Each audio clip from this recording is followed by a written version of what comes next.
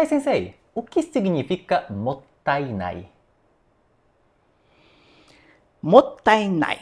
Bom, começando do mais simples, mottainai é esse sentimento de não querer desperdiçar. Tá? E é uma coisa que muito forte dentro da sociedade japonesa, de não querer jogar fora, aproveitar até o fim. Tá? Por exemplo, não se joga comida fora, roupa velha tenta consertar para continuar usando, enfim, é o do não desperdício. E isso tem, eu acho que vem lá de trás, sabe? Por quê? Pelo shintoísmo, que é do panteão de deuses, em todo lugar existe Deus. Você não pode desperdiçar a água porque aquilo tem um espírito, não é? A árvore, mesma coisa, enfim, tudo tem vida. Este é um pensamento do shintoísmo e por isso você respeita aquilo que existe na natureza. Não é?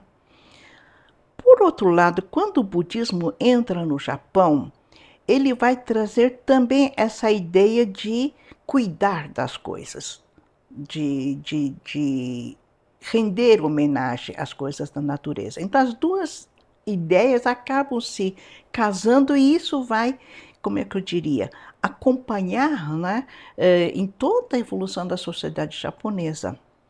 E ficou então essa ideia de não desperdício. Tudo não pode ser desperdiçado, porque existe a alma, existe esse culto às coisas da natureza. Né? Então, por exemplo, eu mesma, sem querer, não sou japonesa, sou nascida aqui no Brasil, mas meus pais eram japoneses e eu morei muito tempo com a minha avó. E ela então nem falava o português direito. E até hoje, quando eu faço arroz, por exemplo, eu faço o arroz japonês, que é só cozido na água, ficou pronto, lógico, você come ele quentinho, com seus acompanhamentos, etc e tal. Sobrou, à noite, quando eu morava sozinha, né, eu sobrava, bom, na refeição seguinte, se você manter na arrozeira, ela se mantém morna, né, então eu comia mais ou menos igualmente. Sobrou ainda, no dia seguinte, o que faz? Você faz um ochazuke, por exemplo. Certo. O que é ochazuke? Ochazuke é você usar o arroz e colocar um chá quente com algum acompanhamento, uma conserva, um furikake, qualquer coisa, para você aproveitar aquele. Sobrou ainda, está na geladeira, o que você faz? Eu fazia. Eu faço um charra. Certo, arroz frito, né? Arroz frito. O que é o charra? Você põe legumes, cogumelo, carne moída, sei lá, cenoura ralada, ovo, e você faz um arroz frito. Quer dizer, está na geladeira, mas você requenta e você come. Então, aproveita até o último grãozinho do arroz.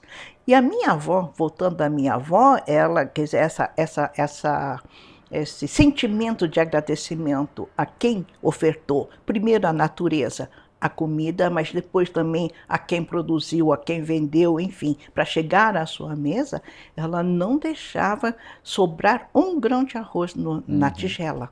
Eu lembro de criança, ela fala, ainda tem um grãozinho ali. Certo. Então você sem querer acaba assimilando esse sentimento.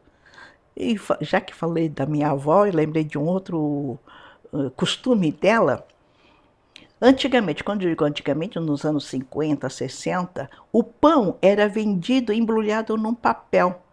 Aquele papel grosso, eu não sei como é que chama tecnicamente falando, mas enfim, era um papel que quando a gente comprava o pão, consumia-se o pão e ela cortava esse papel em quadrados para servir de guardanapo. Nossa! Então, ela nem papel que embrulhava o pão, ela jogava.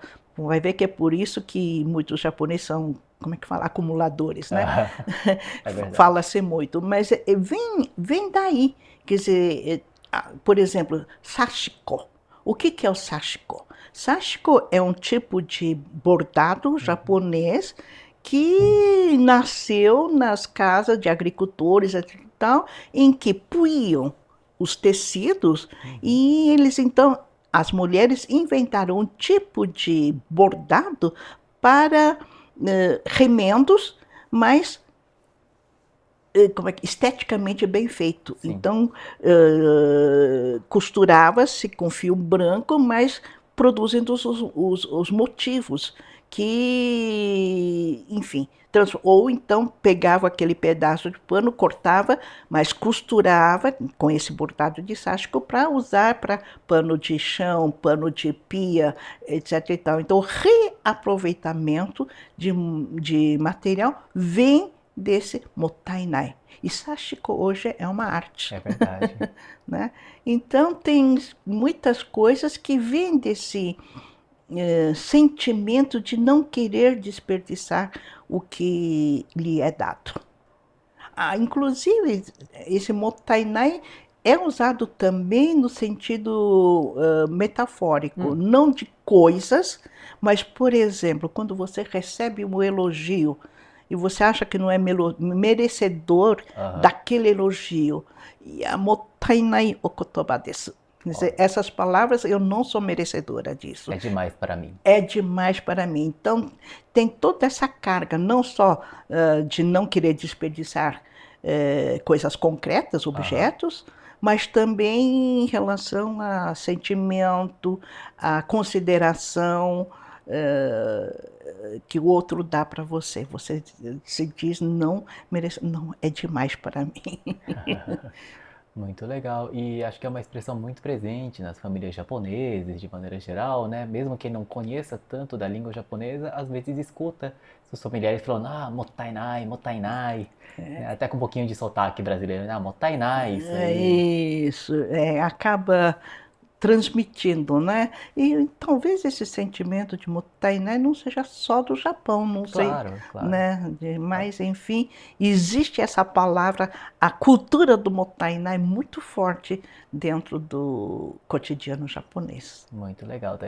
E eu acho que tem também a ver, sabe, em última instância, que o Japão é uma terra muito, quer dizer, não tem uma área muito grande, né? Então eles dão muito valor àquilo que lhes é dado, usam até onde podem, não joga fora.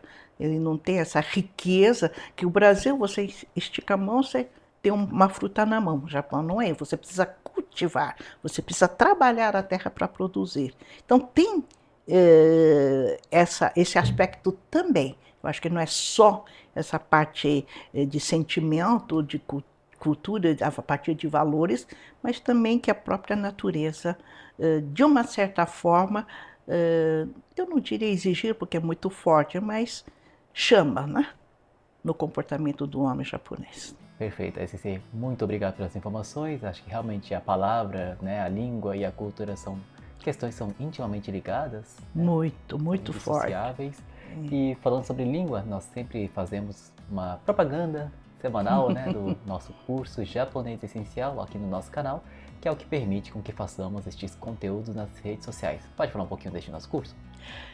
É um curso, como o próprio nome diz, de japonês básico.